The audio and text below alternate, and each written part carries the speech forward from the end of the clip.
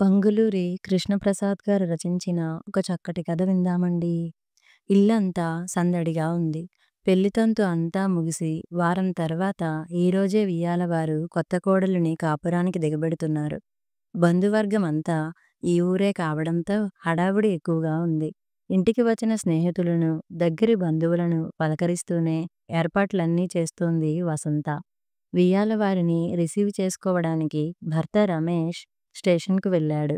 అడిగిన వాళ్లకు సమాధానం చెబుతున్నా ఆమె మనసు అన్యమనస్కంగానే ఉంది. ఇంట్లో హడావుడి లాగానే ఆమె మనసు కూడా అలజడిగా ఉంది. దానికి కారణం ఈ పెళ్లి సందడి కాదు. పొద్దున జరిగిన సంఘటనే మనసులో మెదులుతూ కుదురు లేకుండా చేస్తోంది. అన్ని ఏర్పాట్లు పూర్తయ్యాయి. సమయం సాయంత్రం 4 దాటింది. ఇల్లంతా ఒకసారి పరికించి చూసుకుని, వచ్చే వాళ్ల కోసం ఎదురుచూస్తూ కాఫీ గ్లాస్ చేత పట్టుకుని ఓ పక్కగా కుర్చీలో కూలబడింది వసంత. పొద్దున అత్తగారు చెప్పిన మాటలే చెవిలో గింగురుమంటున్నాయి. చూడమ్మాయి వసంత, నీ మంచి కోసమే చెబుతున్నా. నువ్వు ఇప్పుడు అత్తవయ్యావు. వచ్చిన కోడల్ని జాగ్రత్తగా నీ అదుపులో ఉంచుకో. ముందు స్వేచ్ఛ ఇచ్చి ఆ తర్వాత బాధపడే పరిస్థితి తెచ్చుకోకు. కొడుకు కోడల్ని వేరుకాపురం పెట్టించాలని ఇంకో ఫ్లాట్ అద్దెకు మాట్లాడావటగా? అది చాలా తప్పు. ఇప్పుడే వాళ్లకు బాధ్యతలు అప్పజెప్పడం మంచిది. వదిలేశావనుకో, రేపొద్దున్న ముసలాళ్ళై వాళ్ల దగ్గరకు చేరినప్పుడు మీరు వాళ్లకు బరువైపోతారు. మీ పొడ వాళ్లకు గిట్టకుండా పోతుంది. పెద్దదాన్ని ఎందుకు చెబుతున్నానో అర్థం చేసుకో. ఒక్కసారిగా షాక్తో నిలబడిపోయింది వసంత. మీ పెళ్ళైన మొదట్లో నేను మిమ్మల్ని వేరుగా ఉంచుదామనే అనుకున్నాను. అది అప్పట్లో కుదరలేదనుకో. ఇది తనకి తెలియని కొత్త విషయం. ఆమె చెప్పుకుపోతోంది. అది మా మంచికే అయింది. అందరం కలిసి ఉండబట్టి నువ్వు బాధ్యతలకు అలవాటు పడ్డావు. ఈ ముసలితనంలో మమ్మల్ని చక్కగా చూసుకుంటున్నావు. నీ ముసలితనం కూడా ఇలాగే హాయిగా ఏ చీకు చింత లేకుండా సాగిపోవాలనుకుంటే వాళ్లను వేరుకాపురం పెట్టించే ఆలోచన కట్టిపెట్టి అందరూ ఇక్కడే సర్దుకునే ఏర్పాటు చెయ్యి. జాగ్రత్త సుమీ. ఇంకా చెప్పలేదనకు. అత్తగారు అన్న ఆ 4 మాటలు వసంత ఆలోచనల్ని ఒక కుదుపు కుదిపి పెరుగు చిలికినట్లు చిలికేశాయి. వసంతకు అత్తగారితో చెప్పుకోదగ్గ అభిప్రాయ భేదాలు ఇప్పుడు లేవు. ఆవిడ మాట వినకూడదని గాని, ధిక్కరించాలని గాని ఆలోచన లేదు. పెద్దావిడ అంత అక్కరతో తన వృద్ధాప్య జీవితం గురించి ఆలోచించి అనుభవంతో సలహా చెప్పడంతో వసంత మనసులో సంఘర్షణ మొదలైంది. అసలు కొడుకు పెళ్లి కాగానే వేరుకాపురం పెట్టించాలన్న ఆలోచన ఇప్పటిది కాదు. ఎన్నో ఏళ్ల నుంచి దృఢ నిశ్చయమై మనసులో వేళ్లూనుకుంది. వసంత ఆలోచనలు ఒక్కసారిగా గతంలోకి పరిగెత్తాయి. తమకు ఒకగానొక కొడుకు సిద్ధార్థ్. వాడు ఉద్యోగంలో స్థిరపడ్డాక మంచి సంబంధమని ఏరి కోరి తామే శిరీషను చూసి పెళ్లి చేశారు. పెళ్లి చూపుల్లో చూసిన నాడే వసంతకు శిరీషలో తనను తాను చూసుకున్న ఫీలింగ్. ఇప్పుడంటే అన్ని పనులు సమర్థించుకుంటూ చేసుకుపోవడం, అవసరమైతే సర్దుకుపోవడం అలవాటైపోయింది. కానీ పెళ్ళై కోడలిగా అడుగుపెట్టిన తొలినాళ్లలో తానెంత ఇబ్బంది పడింది, ఏం కోల్పోయింది గుర్తొచ్చింది. చిన్న చిన్న ఆనందాలకు కూడా ముఖం వాచిపోవాల్సిన పరిస్థితి.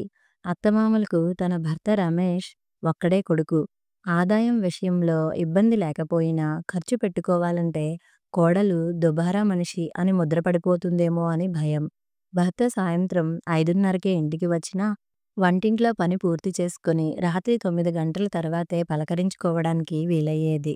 నెలకొక్కనాడైనా ఓ సినిమా చూసి బయట భోజనం చేసి రావాలంటే పెద్దవాళ్లు రారు, బయట తినరు.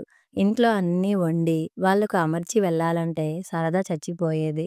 నచ్చిన పని చేయాలన్నా, టీవీలో నచ్చిన ప్రోగ్రాం చూడాలన్నా కూడా సాంప్రదాయాల పేరిట కనిపించని ఆంక్షలు అడ్డుపడుతుంటే ఊపిరి సలిపేది కాదు. తాను డిగ్రీ చదివి టైపు హయ్యర్ కూడా పాసయింది. చిన్నపాటి ఉద్యోగంలో చేరైనా సంపాదన కళ్ళ చూడాలని, సొంతగా ఖర్చు పెట్టుకుని చిన్ని చిన్ని కోరికలు తీర్చుకోవాలని ఆశపడ్డా అది అత్తగారు వెంటనే అప్పగించిన బాధ్యతల వల్ల నెరవేరలేదు. అత్తగారు చెడ్డదేమీ కాదు కానీ సంప్రదాయ పద్ధతులకు భిన్నంగా ఆలోచించనిచ్చేది కాదు. రాను రాను పెద్దవాళ్ళిద్దరికీ వయసు మీద పడటం వల్ల ఇంటి బాధ్యతలు ఒకదానిపైన ఒకటి పడి మనసుకు మరో ఆలోచన రానీయకుండా అణచేశాయి. జ్ఞాపకాల దొంతరలోంచి బయటపడింది వసంత. మళ్ళీ ఇప్పుడు కొత్త కోడలిగా శిరీషను చూడటంతోటే తొలినాటి జ్ఞాపకాలు నిద్రలేచి అప్పటి అణగారిన ఆశలు మేమున్నామంటూ తలెత్తాయి. ఇప్పుడు తను, తన కోడలికి అటువంటి అసంతృప్తులు కలగకూడదని ఆలోచిస్తోంది. తను కోల్పోయిన స్వేచ్ఛ, తీరని చిన్న చిన్న ఆశలు, ఆ తాలూకు బాధ తన కోడలికి కలగనివ్వకూడదని తపన పడుతోంది. అందుకే తను కోల్పోయినదేదీ శిరీష విషయంలో జరగకూడదని వేరుకాపురం ఆలోచన చేసింది. కానీ ఉదయం అత్తగారు చెప్పిన మాటలు విన్నాక ఏం చేయడానికి తోచని సందిగ్ధత ఆవహించి మనసు గుంజాటన పడుతోంది. ఏనాటికైనా తాము కొడుకు దగ్గరికి చేరాల్సిన వాళ్ళే. ఇప్పుడు వాళ్ళని ఒంటరిగా ఉండనిస్తే రేపొద్దున్న తమ బాధ్యతలు తీసుకోవడానికి సిద్ధపడతారా? కొన్నాళ్ళైనా స్వేచ్ఛగా మమ్మల్ని ఉండనిస్తే ఆ తర్వాత ఎలాగూ బాధ్యతలు తప్పవు, సంతోషంగా స్వీకరిస్తాం కదా అని అప్పట్లో తాను అనుకునేది. ఇప్పుడు మూడవ తరం శిరీష కూడా అలానే ఆలోచిస్తుందా? లేక వేరుకాపురం తర్వాత అత్తగారు చెప్పినట్లు తమ బాధ్యతను బరువు అనుకుంటుందా? ఇప్పుడు విడికాపురం పెట్టించాలా వద్దా? కోడలి పాత్ర నుంచి అత్తగారు కాగానే నేను స్వార్థంగా ఆలోచిస్తున్నానా అంటూ తనని తాను ప్రశ్నించుకుంది.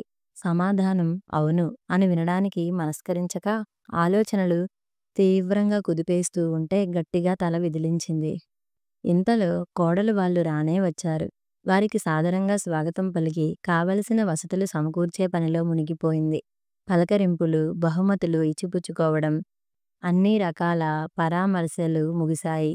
భోజనాలు ముగించి ఎవరికి వాళ్ళకి పడకలు ఏర్పాటు చేసేదాకా ఊపిరి పీల్చుకోవడానికైనా వసంతకు తీరిక దొరకలేదు. ఆ కాస్త సమయం ఆలోచనలు మరిచింది. కాని కాస్తంత వీలు చిక్కగానే మళ్ళీ ఆలోచనలు ముసిరాయి. స్వార్థం, కర్తవ్యాల మధ్య ఎటూ తేల్చుకోలేక తెగిన దండలోని పూసలలాగా చిందరవందరగా ఉన్న ఆలోచనలని భర్త ముందు పరిచింది. అసలు ఇది సమస్యే కాదు తేల్చేశాడు భర్త రమేష్. తెల్లబోయింది వసంత. పొద్దుటి నుంచి మనసులో జోరీగల్లా ముసిరేస్తున్న ఆలోచనలను అంత తేలిగ్గా తీసిపారేశాడు. తనెప్పుడూ ఇంతే, ఏదీ సీరియస్‌గా తీసుకోడు అనుకుంది. ఇందులో ఎవరిదీ తప్పు కాదు. అమ్మ చెప్పింది నిజమే. నువ్వు కోల్పోయిన చిన్నపాటి స్వేచ్ఛని నీ కోడలికి ఇద్దామనుకున్న నీ ఆలోచన సబబే. ప్రతి ఆడపిల్ల తన భర్తతో కొద్దిపాటి స్వతంత్రంగా, స్వేచ్ఛగా, ఏకాంతంగా గడపడానికి సమయం ఉండాలనుకోవడం తప్పు కాదు.